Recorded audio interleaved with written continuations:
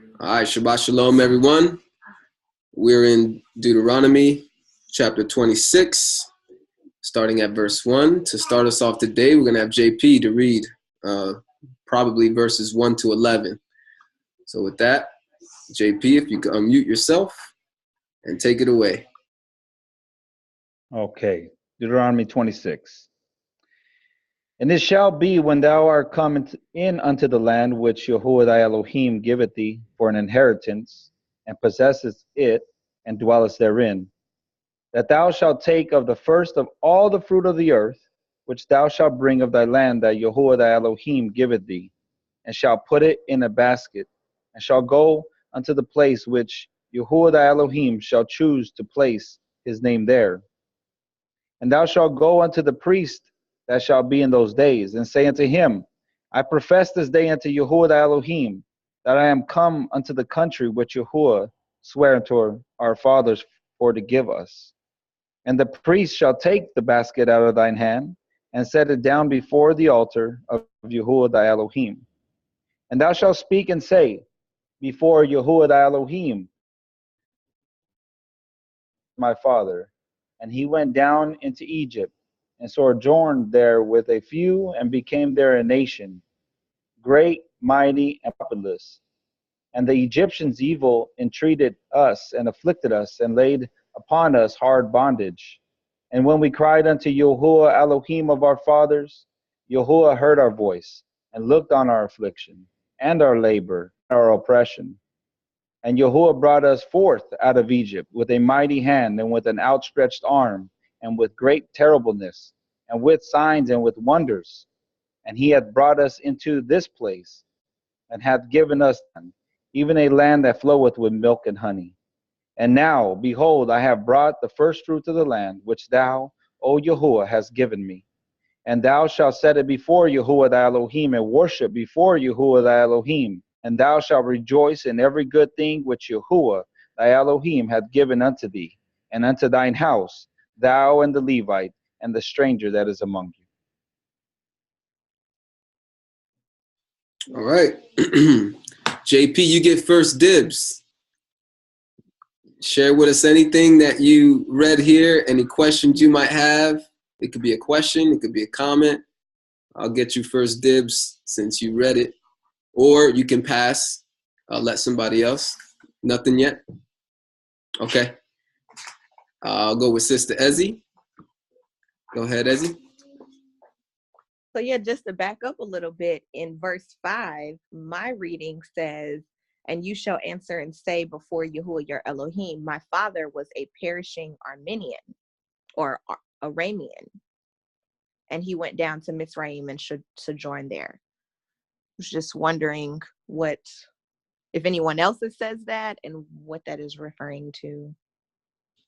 Yeah, I checked different translations here. I looked at the, for example, like ISV, and it says, my ancestors were Armenians, wandering Armenians. I think this is definitely symbolic. Let's see if we can find some cross references at all to this passage here. Pause. I'll read that real quick. I have 6 cross references for Deuteronomy 26, verse 5, regarding Jacob or Yaakov, Israel, being called Assyrian from his long residence in, where's the noise coming from? His long residence in Padan Aram. Genesis 24, verse 4 says, instead, you are to go to my country and to my family and acquire a wife for my son Isaac. I don't get that. I don't see the connection. No. Genesis 25:20.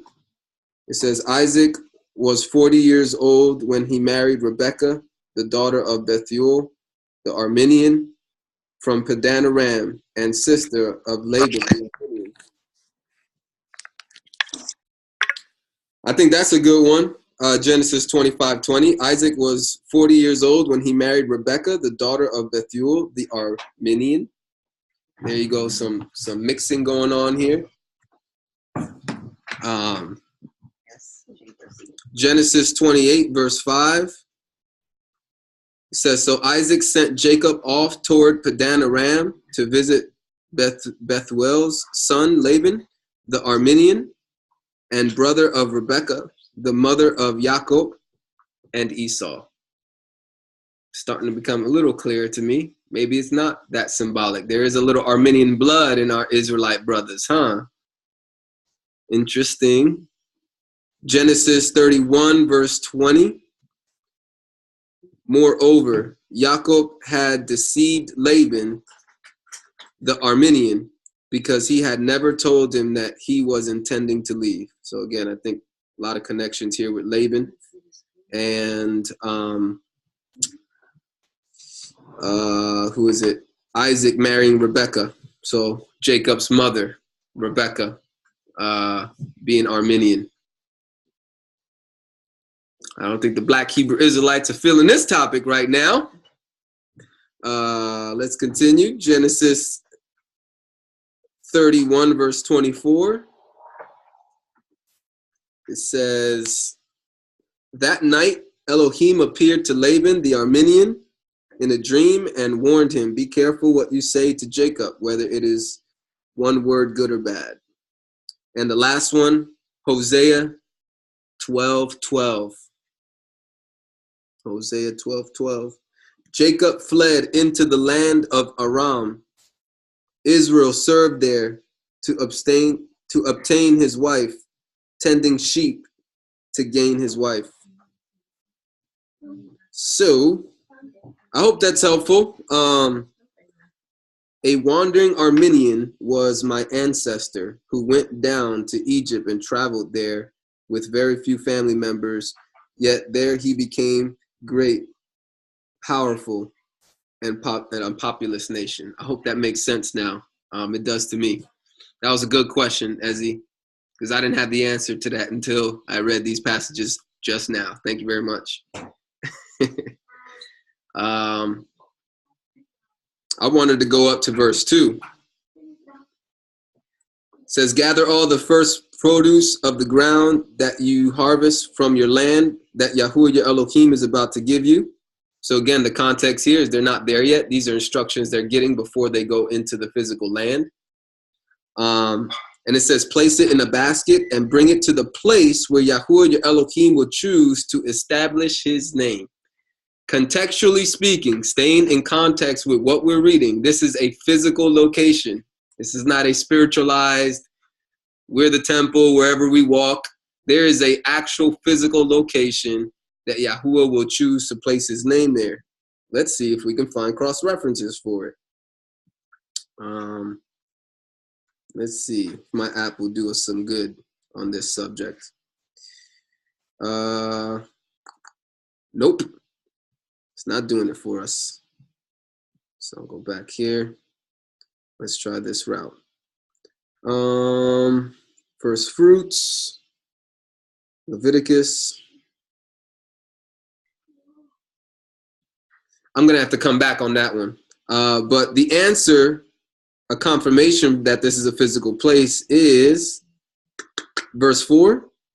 It says, then the priest will take the basket from you and place it in front of the altar. Where is the altar? What altar are they talking about? It has to be something related to the priest and the tabernacle, wherever the tabernacle or the temple would be at. So that's confirmation that this is actually, you take your basket to the Levites, the priests, and they bring it to the altar of Yahuwah, which was supposed to be in Jerusalem at the temple. So it's an actual physical place. I just wanted to bring that out because many times people spiritualize this passage and so how does it apply to us today? It doesn't. I don't see how it applies to us today, unless we spiritualize it. But there's no Levitical priesthood functioning in their office. There's no temple. Since 70 AD, the temple was destroyed and has never been rebuilt. Now we got these Jewish people, the Temple Institute, working on rebuilding the temple right now. I would like better confirmation that these are the real people and the the real Levites. But I see today it doesn't apply to us. We're still in exile, and there's no Levitical priest and there's no temple to take our first fruits to. So want to open up the floor real quick if anybody has any questions so far on that or wants to engage me on that quick statement. If not, we can ask some more questions regarding verses 1 to 11. Ezzy? Yeah, it makes me think of the first fruit offering in Leviticus. I thought you were going to read it, but you didn't. Leviticus 2:12. I'm going to start in 11. It says, no grain offering which you bring to Yahuwah is made with leaven, for you do not burn any leaven or any honey in an offering to Yahuwah made by fire. Bring them to Yahuwah as an offering of the first fruits, but they are not burned on the altar for a sweet fragrance. It says they are not burned. It says, and season with salt every offering of your grain offering. Do not allow the salt of the covenant of your Elohim to be lacking from your grain offering. With all your offerings, you bring salt. And if you bring a grain offering of your first fruit to Yahuwah, bring for grain offering of your first fruits green heads of grain roasted on the fire, crushed heads of new grain, and shall put oil on it and lay frankincense on it. It is a grain offering, and the Kohen shall burn the remembrance portion from its crushed grain and from its oil with all the frankincense and offering made by fire. But it's not, it sounds like the first fruits offering is not supposed to be burned, but whatever is left of it, the remembrance portion, is supposed to be burned by the Kohen. And the fact that it says in verse 14, bring for the grain offering of your first fruits green heads of grain. When I've been studying the calendar and Abib, the word Abib means green or heads of corn. So I don't know if because they're coming into a new land, I don't know if this is, a significance of timing being around Passover or Abib, or if it's just the act of coming into a new place. Yahuwah puts new wine in old skin. If it's supposed to be symbolic of this newness, or if it's symbolic of time, what time they're actually in. So I just thought that was interesting, because in Exodus 12, it talks about this is the beginning of months for you and all the things that they're supposed to do for Abib. And here we are doing first fruits. So I just thought that was interesting. Nice. With the salt and the not burning the food, that's good information. Thank you for that. As far as the timing, I'm not sure. I'd have to look at more scripture to try to find that out, the calendar, and see if there's any hints to timings. But I guess your question would be like, as they're going in, are they going in during the springtime where they would, be able to gather a harvest? Or when they go in their first year that they're in there, they're going to eventually come across a harvest time. But so it's a question in the air that if we could find more passages maybe to find out, that would be interesting. What timing they actually physically walked in the land. What season was it? That'd be cool to know. Thank you for that.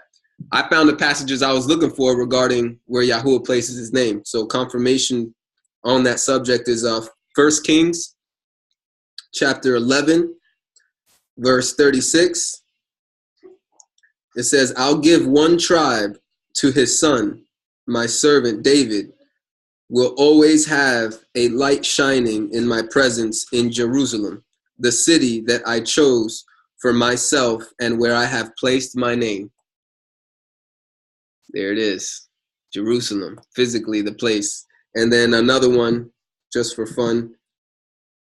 All I did was a keyword search for place my name, and then I had to find it. I had to skip through a lot of verses, but I eventually found it. 2 Kings 21, verse 4, it says, he also built altars in Yahuwah's temple, about which Yahuwah had said, in Jerusalem I will place my name. So there you go. Jerusalem is definitely Yahuwah's chosen spot that he chose on the earth, the physical place.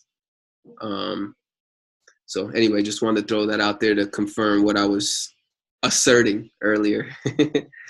JP, and then Emeka. Oh, Emeka first. Emeka, your hand has been up, my brother.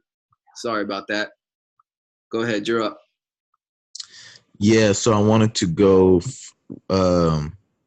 starting with the the temple or the place that Yah gives us, I want to go to 2 Corinthians chapter 6, starting at verse 13. Says, now for a recompense in the same speak I speak as unto my children, but you be you also enlarged. Be you not unequally yoked together with unbelievers. For what fellowship has righteousness with unrighteousness? And what communion has the light with darkness? And what concord has Yahushua with Hamashiach, with Belial? Or what part has he that believes with an infidel? And what agreement has the temple of Yahweh with idols? For you are the temple of the living Yah. As Yahweh has said, I will dwell in them and walk in them, and I will be their Elohim, and they shall be my people. So just knowing that we are the temples, I wanted to go and connect that now, since we know that we are the temple, he dwells in us. I wanted to connect this with James 1:18.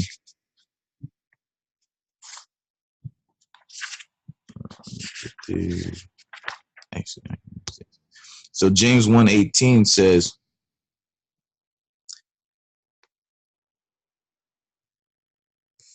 I'll start at verse 16. It says, do not err, my beloved brethren. Every good gift and every perfect gift is from above, and cometh down from the Father of lights, with whom is no variableness, neither shadow of turning. Of his own will begat he us with the word of truth, that we should be a kind of first fruits of his creation. So just to connect that, like, we are the first fruits, and we're to bring ourselves as a first fruit offering onto him, especially being that now we are not in the land that he has given us, but that since that we are the temple, we should bring forth first fruits, or even, that's as far as ourselves, or as far as us doing maybe evangelism work to bring others to him, and helping others perfect themselves, so that they can, be holy. I got a question to engage you on that statement. Do you believe that this statement of us being the temple of Yahuwah replaces or does away with the physical temple?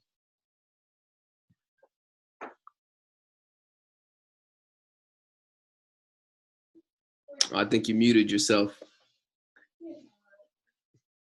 There you go.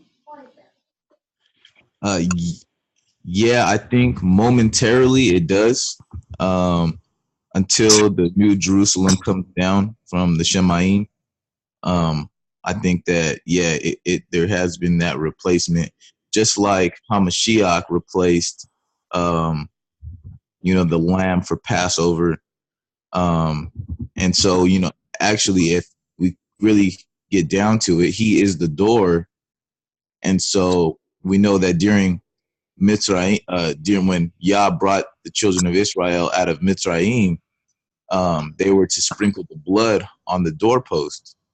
And we know that Hamashiach being beaten so much, and being whipped, and the blood pouring down on him is a representation of the blood pouring down on the doorpost, since, resembling Mitzrayim, since he is the door. The blood that was shed on himself is a representation of the blood that was shed, that was wiped on the doorpost. So yeah, I think right now it's just the replacement of it, that we need to understand the spiritual aspect of it, of Yah, and not to be so focused on the carnally, fleshly, earthly things, that we need to start trying to understand the spiritual implications, of our Creator. So you said the New Jerusalem coming out of heaven, right? Talking about Book of Revelation. You believe that that's a physical city with a physical temple in it? Possibly, yeah. All right. And the reason why you would believe, if I'm not mistaken, that the temple, the physical temple that we're talking about here in Deuteronomy has been replaced with us is because, what was the reason? Is it because it got destroyed in 70 AD or? Yeah, well, number one, it got destroyed. Number two, I believe Yah was trying to get us to switch our mindset over from the carnally earthly things to worshiping him in spirit and really understanding the spiritual implication, his spiritualness, and the spiritual implications of what was done through Hamashiach, being that he is the door. He's not a physical door. He's not like a wooden door, but he fleshly is the door. Spiritually, he is the door back to Yah. And now, so, was the temple first destroyed in 70 AD? Was that the first time it was destroyed? no, I don't believe. No, it was destroyed earlier, and then it was rebuilt, if I'm not mistaken. So would it make sense to say that the destruction of the temple is a replacement or the doing away of the temple if it's not the first time it's been destroyed, or is it on hold? Yeah. I would say, according to Isaiah, it should be rebuilt by the other nations, if I'm not mistaken. So, yeah, it could be on hold, and I guess, yeah, that would make sense that it was on hold. It's on hold until it's rebuilt again, by the other nations. Yeah, that's how I see Revelation. it. That's how Okay. I Yeah. see Revelation is just a little confusing. It's with the spiritual implications. It is a little confusing. the Jerusalem coming out of heaven is going to be distinct, is different from the earthly temple. I think the Jerusalem coming out of heaven is what the earthly temple was a shadow of. You know what I mean? When Moses was given the instructions of the tabernacle, he was given instructions from heaven, where the real tabernacle is at. And I think that passage you're referencing in the book of Revelation, where Jerusalem's going to come down from heaven, that's the real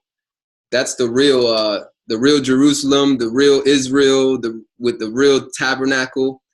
But I think before that happens, before that Jerusalem comes down, I think prophetically, this is another subject. It's kind of a tangent. I want to get back to Deuteronomy, but we should look at, it's going to be one of our topical studies, the temple being rebuilt. Like, we should study the prophets and how they prophesied about the rebuilding of the temple and things like that. Yeah. I think that will give us a better understanding. But I appreciate your words. I think I really believe, I was trying to look for the passage. I couldn't find it. So if anybody wants to help me find it. But I do believe even the Tanakh, the Old Testament, did reference that we were always called to be his dwelling place. That he didn't, mean for him to dwell in temples made by man as the only place that he dwells. So I know somebody out there knows what I'm trying to reference, but I was trying to pay attention to Mecca, and I'm not a good multitasker sometimes. So if I'm looking too much, I won't be able to pay attention. So, but anyway, let's go back to Diana. Diana's up. Thanks, Emeka, for those engaging words. I do believe we are the temple of Yahuwah. We got to take care of our body and show honor and respect to that, and praise Yah for that. He's not just in a physical place that we have to go to. We can connect with him right here, right now, where we're at, right? Praise Yah. Diana, go ahead. You're unmuted. Okay, I just wanted to refer to the verse, John 4:21, where Yahusha said to the woman, "Believe me, the hour comes when ye shall neither worship in this mountain nor in Jerusalem, and worship the Father." So I don't think the temple is important. I don't think he says that we're not going to either worship either in the mountain or in Jerusalem. I think that worship is the Father in spirit, so it doesn't need a physical building. I appreciate your opinion on that. I believe that passage is referencing the destruction of the temple that was shortly getting ready to happen, which we see did happen and hasn't been rebuilt since. Again, likewise, in Daniel's time, he was living in Babylonian captivity, right? The temple was destroyed. There was no Levites. Yet Daniel was a righteous man, and he was able to connect with Yahuwah and contact his throne room from a Babylonian exile nation. And I think it's the same concept. I think Yahusha was preparing these people, saying that it's going to happen again, guys. Get ready. You know, and it did, you know, in 70 AD. However, I do believe the prophecies, again, we got to study this subject together as a fellowship, which I think at this point is, you know, it's a little off topic. Not really, but like right now we're talking about the first fruits and going to the temple. So I went that direction because of this very reason. This topic right here, a lot of people spiritualize this thing, but I think this is very physical. You know, I think it's good that we should study this for sure extensively. Ezzy? So with that being said, let's, you know, if we could move on, because if not, we're going to keep going down this rabbit trail. We won't be able to get back to first fruits. I think this is the scripture you were referring to in 2 Samuel 7:5. I'm just going to read a few scriptures about Yahuwah saying that he, you know, doesn't dwell in a house or in a temple. So it says, go and say to my servant David, thus said Yahuwah, would you build a house for me to dwell in? For I have not dwelt in a house since the time that I brought the children of Israel up from Mitzrayim, even to this day, but have moved about in a tent and in a dwelling place. Wherever I have walked with all the children of Israel, have I ever spoken a word to anyone from the tribes of Israel, whom I commanded to shepherd my people Yisrael, saying, why have you not built me a house of cedar? And now say to my servant David, thus said Yahuwah of hosts, I took you from the pasture, from following the flock, to be ruler over my people, over Israel. And I have been with you wherever you have gone, and have cut off all your enemies from before you, and have made you a great name, like the name of the great ones who are on the earth. And I shall appoint a place for my people Yisrael, and shall plant them, and they shall dwell in the place of their own, and no longer be afraid, neither shall the children of wickedness oppress them again, as at the first, even from the day I appointed rulers over my people Yisrael, and have caused you to rest from all your enemies. And Yahuwah has declared to you that Yahuwah would make you a house. So I think, you know, just to add to that Yahuwah, well, not to add to it, but my interpretation is that it's similar to immersion. You know, there's something that happens inwardly that Yahuwah is doing a perfect work in, and he is establishing a place or a dwelling place, so to speak. And then there's an outwardly expression, just like with Noah, before he built the altar, you know, Yahuwah was speaking to him. He built the ark, the Ruach HaKodesh was working. And then once he was delivered and he was able to see the manifestation of Yah's word, he built an altar to establish his name in the land. And that wasn't something that Yahuwah asked of him. He did that on his own. So I think it's similar, this temple building, when Yahuwah says he doesn't want a temple made by hand or by the hands of man. I think there is an eternal thing that is happening first, and then there is an outward manifestation of that by the Ruach HaKodesh, by Yahuwah himself, not by man. So. All right, let's go on to another part of Deuteronomy 25, 1 to 11. If anybody has anything different, Brother Brian, I'll let you go first. Yeah, I was just piggybacking off of what Diane was saying, John 4:23.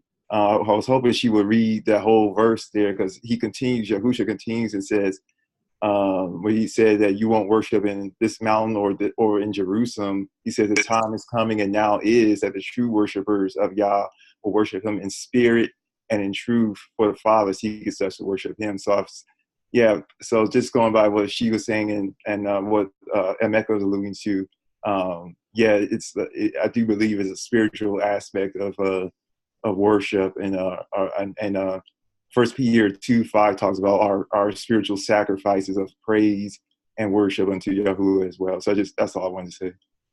All right. I'll read the next portion since nobody has anything else for verses 1 to 11. Deuteronomy 26, verse 12. It says, when you have finished your harvest, reserve the tithe in the 3rd year and give the entire tithe to the descendants of Levi, to the foreigners, to the orphans, and to the widows, so they may eat and be satisfied in your cities. Then declare in the presence of Yahuwah your Elohim, I've removed the set-apart offering from my house and given it to the descendants of Levi, to the foreigners, to the orphans, and to the widows, just as you have commanded me. I haven't violated or forgotten your commands. I haven't eaten any part of it while mourning, nor removed any part of it while unclean, nor offered any of it to the dead. I've obeyed the voice of Yahuwah my Elohim and did all that he commanded me. Look down from your set-apart habitation in heaven and bless your people Israel and the land that you have given us, just as you promised our ancestors, a land flowing with milk and honey. Again, I'm looking at the context here. I'm looking at the physical command, the physical blessing, the physical promises. These are all legit things. First thing that comes to my mind is how nowadays people want to spiritualize or apply tithing to pastors or leaders, teachers, organizations, when the tithe was not ever meant to be functioned that way. It was specifically made right here, verse 12. When you finish your harvest, so right now we're talking about agriculture, not money yet. Not to say that money isn't significant to tithe, but right here we're seeing it's predominantly agricultural. So when you have finished your harvest, reserve the tithe in the 3rd year and give the entire tithe to the descendants of Levi. The descendants of Levi aren't spiritual pastors, teachers, and shepherds nowadays. There's not one scripture to support that. That's all assertion, and that's, super zeal to spiritualize everything.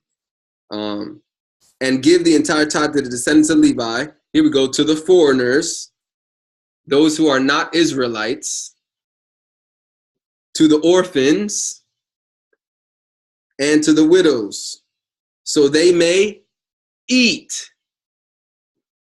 This is about food, guys. And be satisfied in your cities. So that's the first thing I wanted to point out there, is this physical promise. Now, what do we do that there are no Levites today? How do we apply this passage? My answer to that is we can't. And it sounds weird to a lot of people, like, oh my gosh, so what are you saying? The Christians would say, oh, you see, so that's proof that the law is done away with because you can't obey all the commandments. And again, I would refer back to Daniel. Was Daniel wicked or lawless because he wasn't able to apply this principle, this commandment here, this instruction? No.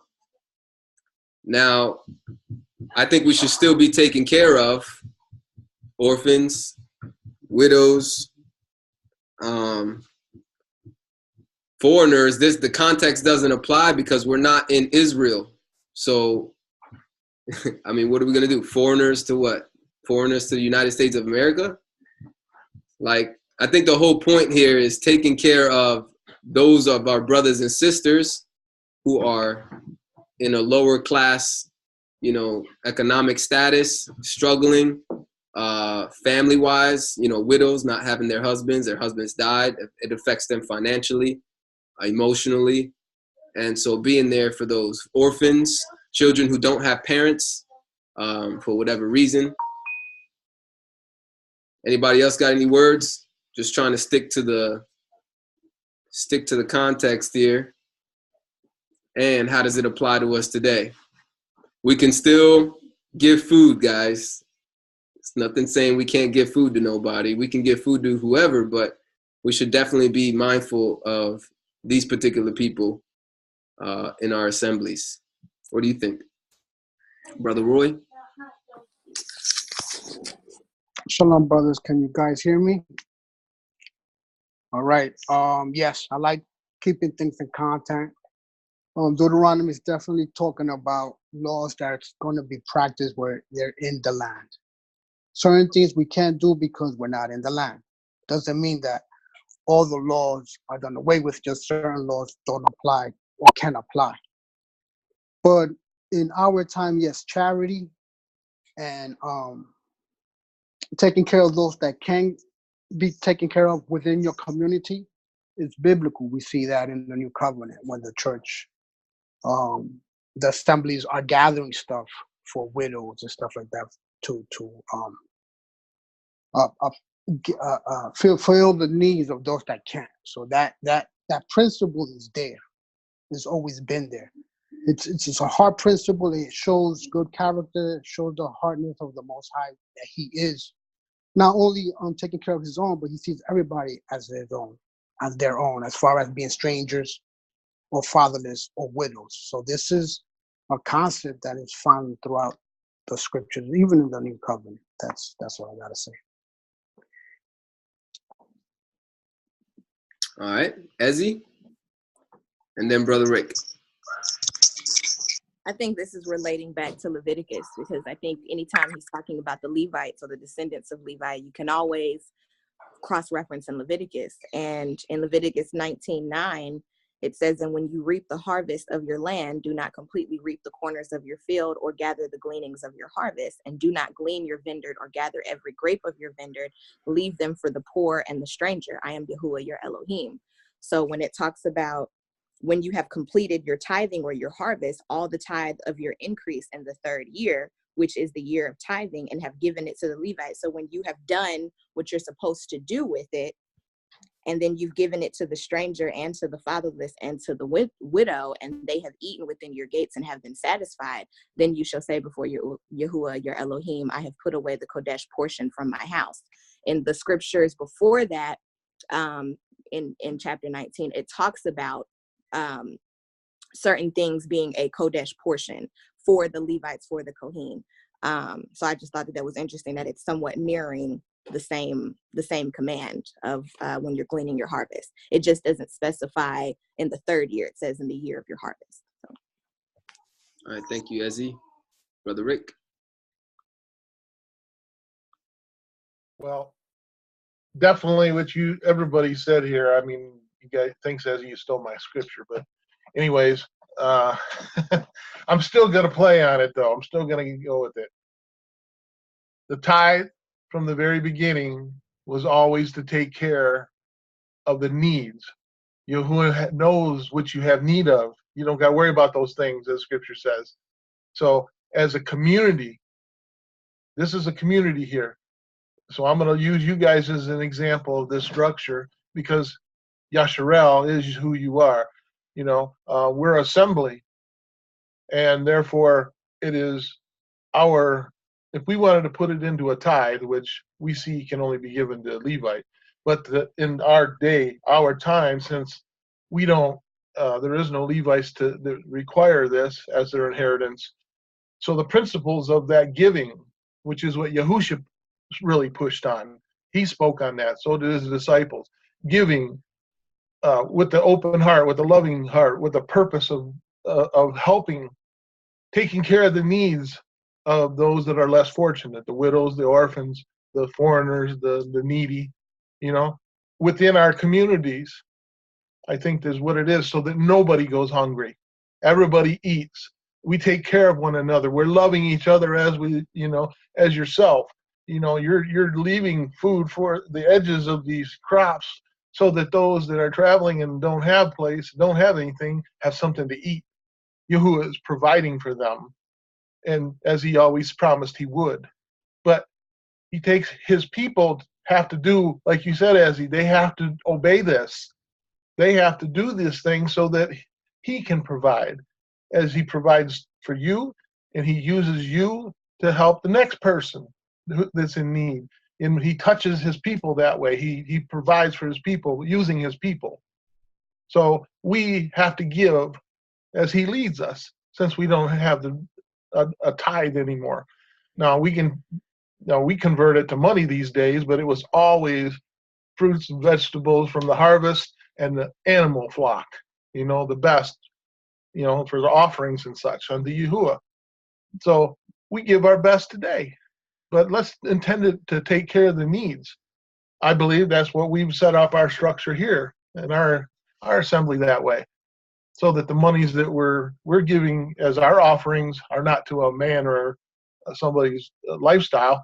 It's there to accumulate for when people need people of our body, our people, our assembly, our community of believers. So we're able to take care of that, and so nobody should ever go hungry or without if we are doing our part as we're commanded by Yahusha and Yahuwah.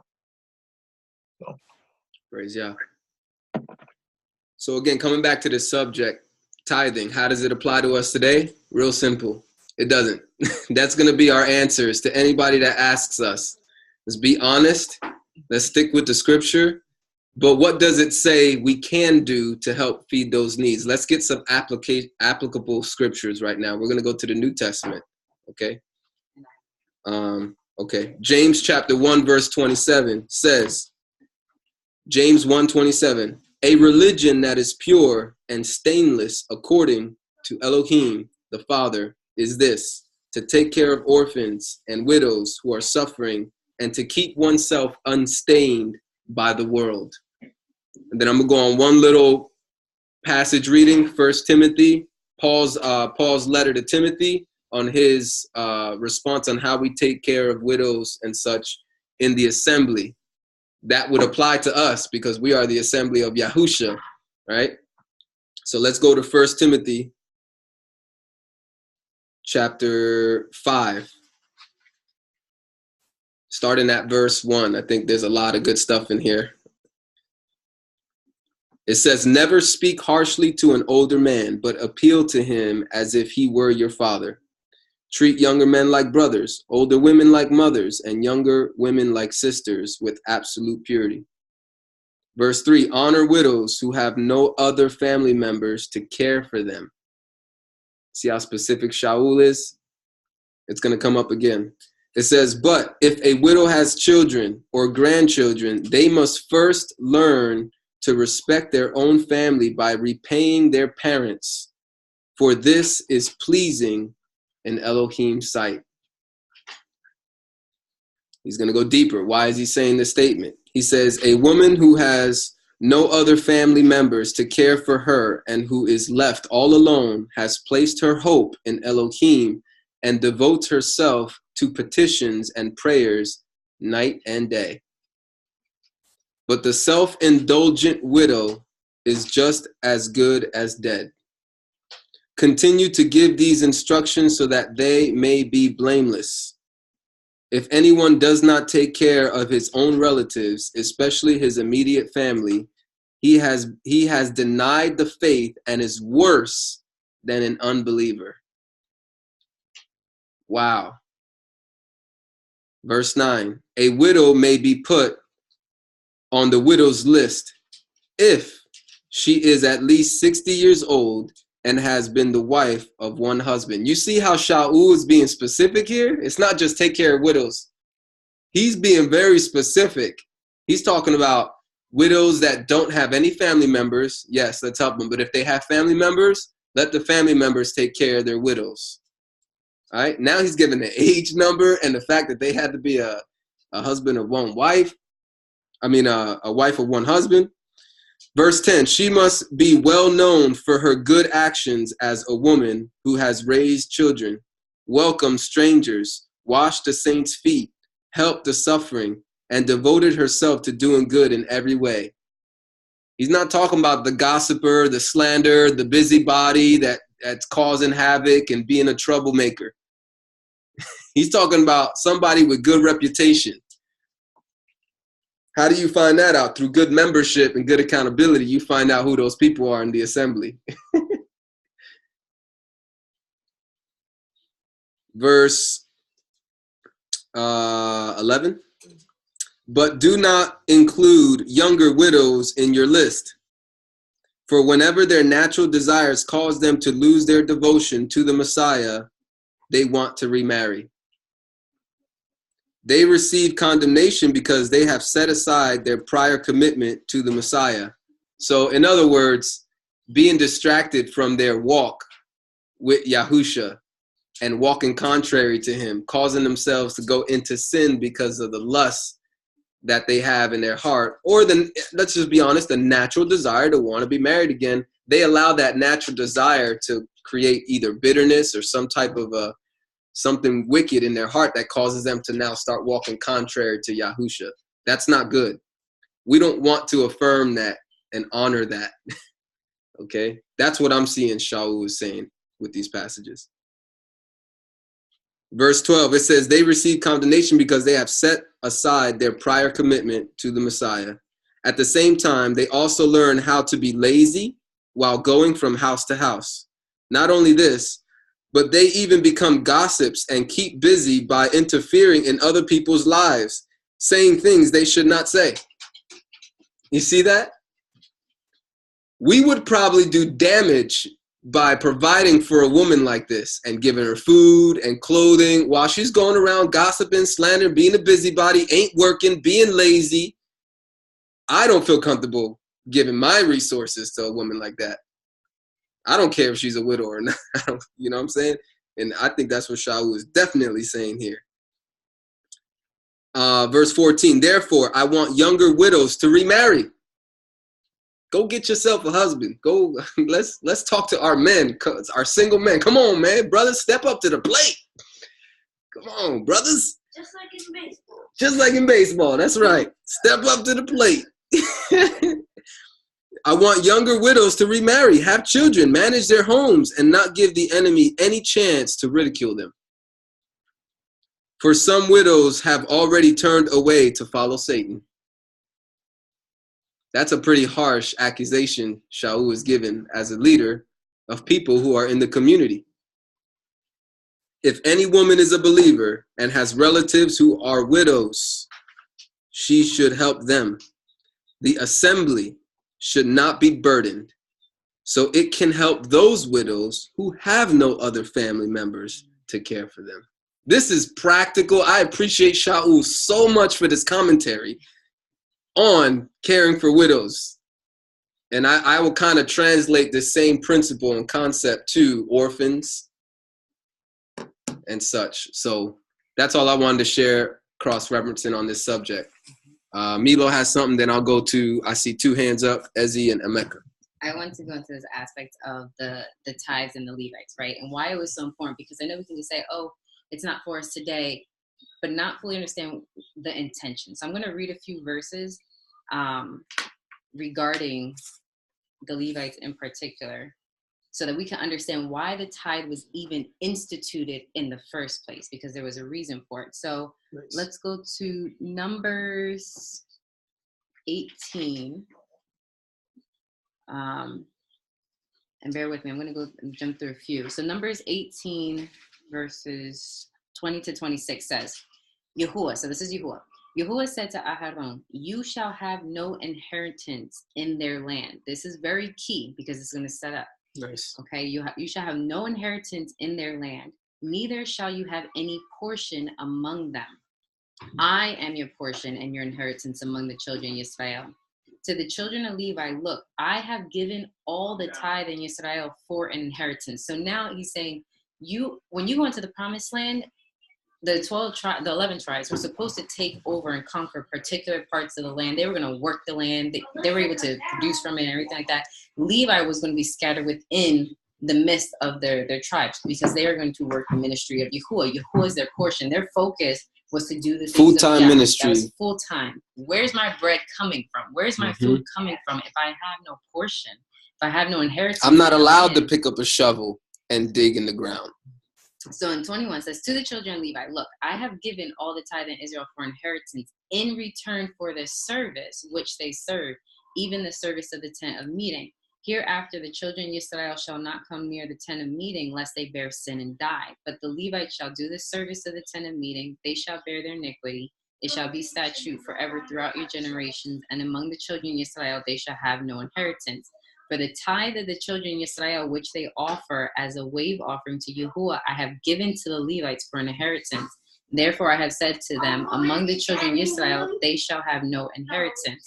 And Yahuwah spoke to Moshe, saying, moreover, you shall speak to the Levites, tell them, when you take of the children of Israel the tithe, which I have given you from them for your inheritance, then you shall offer a wave offering for Yahuwah, a tithe of the tithe. So people think the tenth automatically goes to Yahuwah. It's a tenth of a tenth, because he has to feed his people, the Levites, for their service. We can find it in Deuteronomy 18, 1-3. I think it's 18, 1-3. Yeah. The priests, the Levites, all the tribe of Levi shall have no portion, no inheritance with Israel. They shall eat the offerings of Yahuwah made by fire and his inheritance. They shall have no inheritance among their brothers. Yahuwah is their inheritance, as he has spoken to them. This shall be the priests' due from the people, from those who offer sacrifice, whether it be ox or sheep, that they shall give to the priest the shoulder, the 2 cheeks, and the maw. Again, in Deuteronomy 10. Verses 7-9. From there they traveled to Gudgodah, and from Gudgodah to Yaphbatah, a land of brooks and water. And at that time Yahuwah set apart the tribe of Levi to bear the ark of the covenant of Yahuwah, to stand before Yahuwah, to minister to him, to rock his name in his name, to do this day. Therefore Levi has no portion nor inheritance with his brother. Yahuwah is his inheritance, according as Yahuwah your Elohim has spoken to him. And I have 2 more references real quick. In Yehusha 13, verses 13 and 14, says that, I'm in Judges. Yehusha, where are you?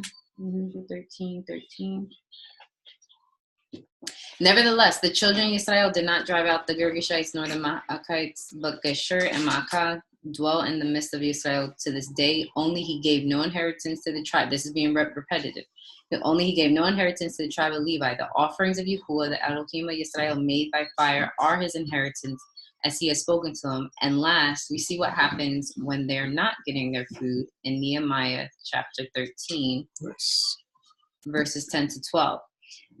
This is Nehemiah talking. He says, I perceive that the portions of the Levites had not been given them, the tithe he's referring to, so that the Levites and the singers who did the work had fled everyone to his field. So now the very thing that they were called to do, which was to minister unto Yahuwah, they could not do. We can't eat. We ain't going to stay in here and die. Exactly. I'm going to go out and shovel and do something, get some food. And work the land. Right. So then it says, then I contended with the rulers and say, why is Elohim's house forsaken? I gathered them together and set them in their place, then brought all Yehuda, the tithe of the grain and the new treasure, wine, and the oil to the treasury. So when we're talking about the tithe and talking about it's not for today's for the Levites and things like that. Now you guys already hit on the widows and orphans. I'm just focused on the Levites. We have to remember, why was it even instituted? This was their dinner. You know what I'm saying? This was their, hey, I'm working for Yahuwah. I have no portion. My focus in and out is to run the temple. And we think the temple was a small itty bitty thing. It wasn't. It's a huge masterpiece. It's an orchestrated work. I mean, you had to pull these utensils. You had to clean it in a certain way. You had to wash the animals. You had to do this. You had to cut. You had to butcher. You had to bring it to the priest. You had people that open up the gates. Everyone had their role within it. It was literally a business. And in Nehemiah, you had singers at this point. Ministers. Exactly. You can walk in there at any point just hearing beautiful, anointed music.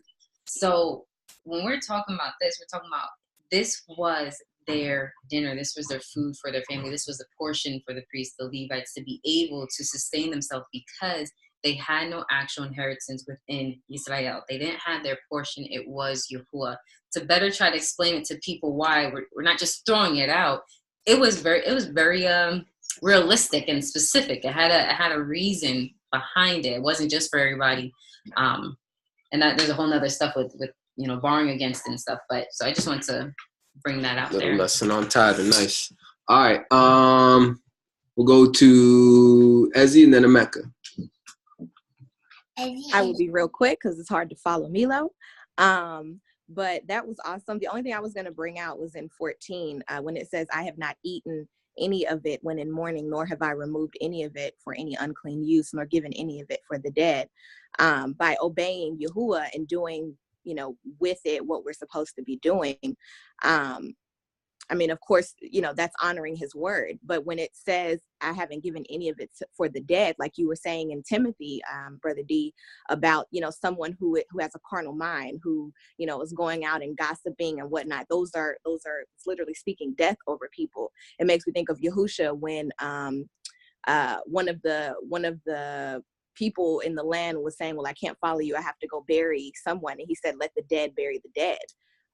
So it makes me think of that, that it's a set apart, it's Kodesh, so it's set apart. So it's for, those that are needing it. But I think also, like Yahusha said, who is my mother, who is my father, but those who do the will of my father, I think it's for a special, set apart people. So not just any widow, there's still, what is the word I'm trying to say? There's still a standard or an expectation, even in that aspect. So that was all. Thanks, Ezzy. Emeka, you're up. Yeah, I just wanted to mention Hebrews chapter 7, the Melchizedek priesthood.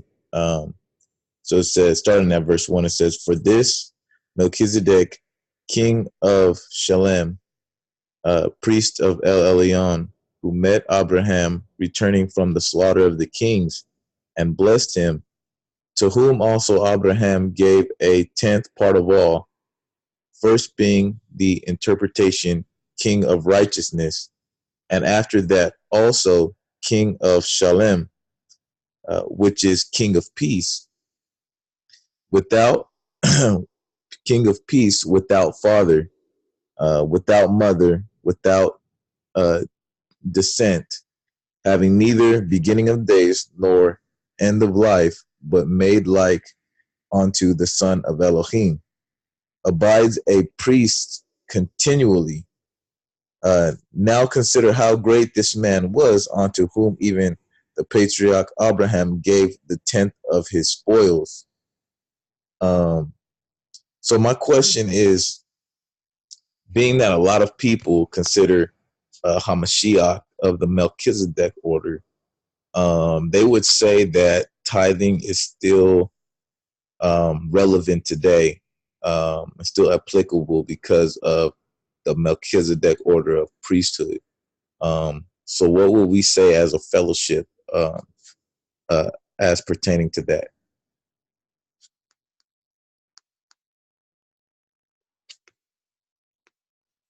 You're muted, bro. Can't hear you. What was the question? I kind of missed it because. Okay, so the question is, since we see that Abraham here gave a 10th of all his goods to Melchizedek, Right. And people today would claim, Hamashiach, a priesthood of the Melchizedek order, they would say that the tithing is still applicable because Hamashiach is, of the order of Melchizedek in the priesthood.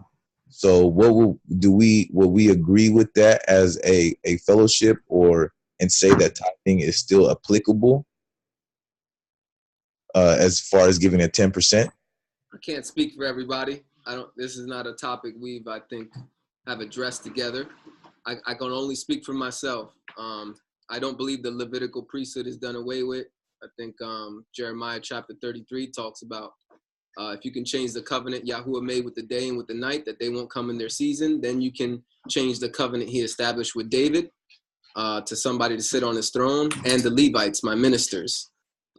Matthew chapter 5, verse 17 says, I did not come to abolish the law, but to fulfill it. Until heaven and earth pass away, not one jot or one tittle will pass from the law. So I think all these things are applicable until heaven and earth passes away. However, just because they're not done away with yet doesn't mean that there isn't pauses to them. So for example, right, again, we don't have the Levites right now. We don't have the temple established, so that portion is put on hold. I don't know where else, because there's no scripture in the epistles or the New Testament on how to tithe. When you look up the word tithe, you don't see it show up and applied in the epistles. You only see Yahusha talk about it in the Gospels, because he was obviously during the he hadn't died and resurrected yet, and he was definitely talking about tithing under the first covenant for the Levites who worked in the temple, things like that. But in the epistles, you don't see this application in there. So I don't think it's applicable today. I don't know if anybody else has a different answer, but Ezzy, I see your hand is up, so I'll go to you. I think it's important to read that entire chapter, but we don't have time for that. But I would just say, not to take away from Yahusha, but he's not here. So what would be the defense? He's invisible, just like the Father is invisible. So what are we giving it to? Oh, this man that is on this pew that is impersonating? Like, who are we? What would be the defense of that? You know, so if we're applying the temple spiritually, because Messiah was that Passover lamb for us and provided us with the Ruach HaKodesh, how are we going to give a tithe to something that's not here? We have to be that living sacrifice. We have to be the portion. We are Yahusha's portion as the high priest of, you know, being the master of the word and being the word. So I would just say to that, how do you intend to do that? That would be my rebuttal. If anybody has any questions or comments on Emeka's question, I think it's a good question. I think I've heard a version of that before, not in the way that he asked it, but definitely when it comes to this Melchizedek priesthood and the book of Hebrews and the going from one covenant or one priesthood to another, how that applies today, that's definitely a great study. But I don't see, oh, okay, Diana, there you go. Go ahead, Diana, you're up. I just have a question, and I'm not sure what kind of question it is, but when at the time before the temple fell, right in before 70 AD, there were Levitical priests in Yahusha's time, and so when they scattered and fled wherever they fled to, some people say down to Africa and other places, that they would still remain the bloodline, right? So that doesn't mean they're done away with. So I think that when Yahusha returns, those of that bloodline may still be of the Levitical priesthood, and that they haven't done away with, but their functions may be different. But I don't see how they would be completely gone, just not applicable in this day and time. I agree with you, Diana. I definitely agree. I personally don't know what the function's going to look like yet. That's part of the wrestling with the studying on this subject with, you know, excuse me, the Melchizedek versus the Levitical. But I agree with you 100%. The bloodline, if Yahuwah's word is true, and, you know, he talks a lot about Israel, how he's not going to cause them to be extinct. You know what I mean? Even though he'll be justified by doing it because of all of Israel's sins. But he said he wouldn't do that. So if Yahuwah's word is true, they definitely are alive today. The Levites are alive. They have been multiplying. And we have a whole bunch of bloodline Levites walking on this earth for sure. I'd like to believe so. And I also believe, again, when we do the study, we got to look at the prophets and the prophecies of how Yahuwah is going to regather these Levites in the end times. But yeah, their function is the question. What's the function look like? What are they going to be doing? Is definitely a good question. All right. What time is it? It's just about time. I think we will end there. That was the tithing portion of Deuteronomy. So Deuteronomy chapter 26, we read verses 1 to 15. All right. Shalom.